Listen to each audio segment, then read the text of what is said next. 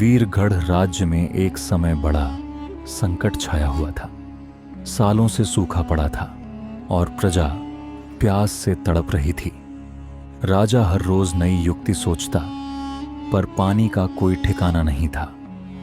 तब एक वृद्ध तांत्रिक दरबार में आया और बोला, पानी तभी मिलेगा जब भूमि के गर्भ से बावड़ी निकाली जाएगी, लेकिन उसका निर्माण सामान्य जन नहीं कर सकते।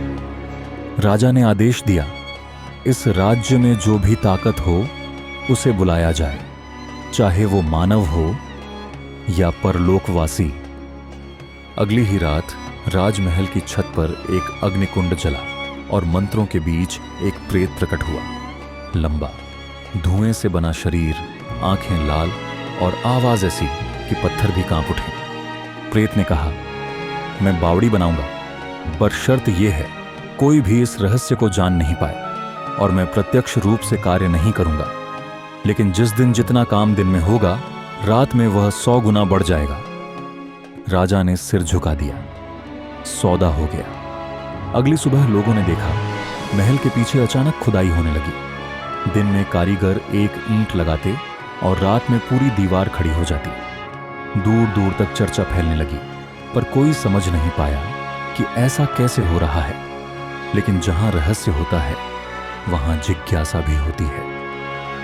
रानी, जो बेहद बुद्धिमती और जिद्दी थी, वह चुप न बैठ सकी। उसने राजा से कहा, हर रात मैं डरावनी आवाजें सुनती हूं, यह सब कैसे हो रहा है? राजा ने पहले टालने की कोशिश की, लेकिन रानी की जिद के आगे वो हार गया। उसने सब कुछ बता दिया, प्रेत से सौदा, रात के निर्माण का रहस्य और वह गुप्त शर्त।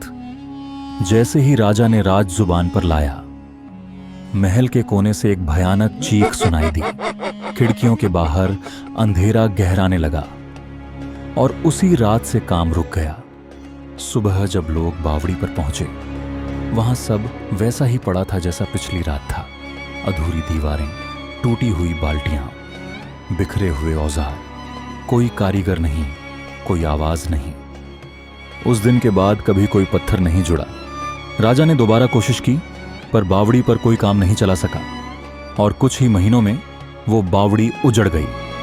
जड़ें उग आईं, सांपों का डेरा बन गया और बावड़ी का नाम लेना भी अपशकुन समझा जाने लगा।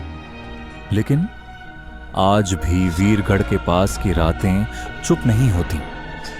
हर अमावस्या की रात उस अधूरी बावड़ी से पत्थरों की आवाज आती है, हथौड़े की थाप, जंजीरों की खनक और कभी कभी कोई धीमी आवाज, जैसे कोई पूछ रहा हो, क्या अब मैं काम शुरू कर सकता हूं? कोई नहीं जानता कि वो प्रेत कहां गया, पर जो भी उस बावड़ी के पास गया, कभी लौट कर नहीं आया।